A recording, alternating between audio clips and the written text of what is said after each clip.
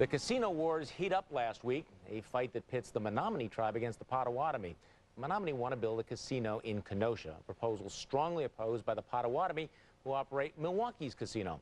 The first shot last week was taken by the Kenosha casino reporters on Monday when they unveiled a website called Casino Competition for Wisconsin that they said, quote, exposes the hypocrisy, inaccuracy, shameful conduct, and selfishness behind the Potawatomi's anti-competition efforts. Well, the Potawatomi then fired back with a radio and television campaign. East Coast gaming in Wisconsin? Strike one. Gaming revenue going to Connecticut? Strike two. Money being sucked out of Milwaukee's economy? Strike three. Hey, Connecticut, you're out of here. All right.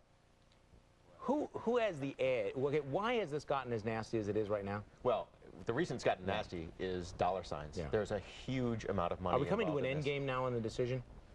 From my understanding, that progress is being made. The people who support the Kenosha Casino are feeling strong about the future of their application, and they feel that the Bureau of Indian Affairs will come out favorably for the Kenosha Casino. All that said, you know, the big problem is the Potawatomi have a position that's not shared by a whole lot of people. You know, they're protecting their own financial interests. They've got to create an issue, and this no East Coast is a created issue.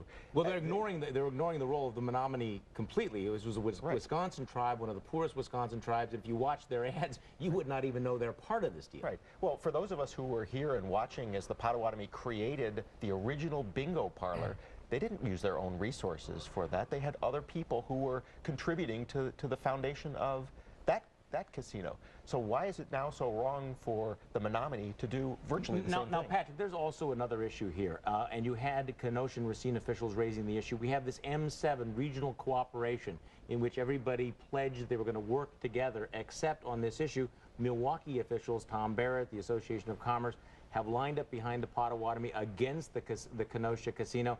Is there a little bit of a contradiction in having this regional cooperation, but Milwaukee being so adamantly opposed to a development like this? Well, yeah, there is.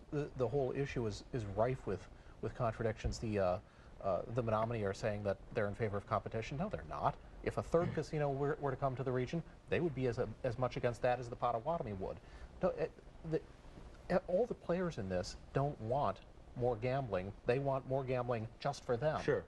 To an extent. And really, that's what they're trying to do is sell people who really want to just go and gamble on the idea that it should be gambling only for them.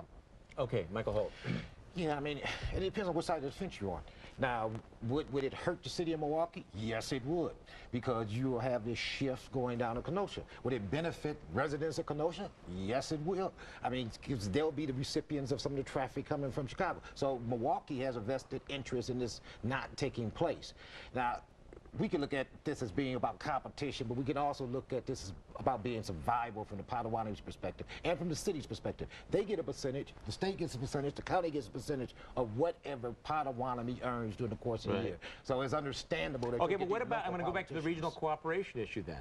Okay, I mean, you had everybody posing for holy pictures a couple of months ago, which seems to be, regional cooperation seems to be the Kenosha, Racine, and Waukesha are supposed to support development in Milwaukee, but it's not reciprocated, is it? Oh, no. And I mean, it makes a mockery of the basic concept of this. But, you know, I disagree. I don't think that the Bureau of Indian Affairs is leaning towards granting this. And then it has to go through the governor. And even though the governor hasn't played his hand, we know that he has received a lot of money. Let me make an observation. Why, if it's not going to happen, if the Bureau of Indian Affairs is going to stop it, why in the world would the Potawatomi expend the enormous resources that they've got to go out there? This is a major campaign designed to smash this down. You know, we've come a long way from the slippery slope. I remember when the argument used to be, should we have a casino in Milwaukee? Right. And now we're talking about defending a business that basically, you know, takes $350 million from the citizens a year, and arguing whether or not Racine should be able to do the same thing.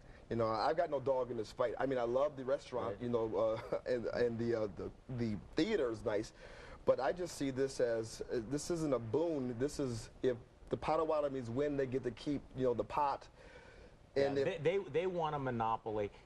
Patrick, you remind me of when the Potawatomi were pushing for their casino. They had ads on saying people should have a choice. I don't want government telling me what I can't do. And of course, the moment they got in, they immediately began taking the opposite position. This is not about, even though both sides want to make it look like there's a principle involved here. The reality is this is just pretty much raw politics. Raw, I want to make hundreds of millions of dollars off gambling. Indeed. Oh, absolutely. And sure, they're going to, in Kenosha, pick up a lot of Chicago traffic. But what this really shows is this.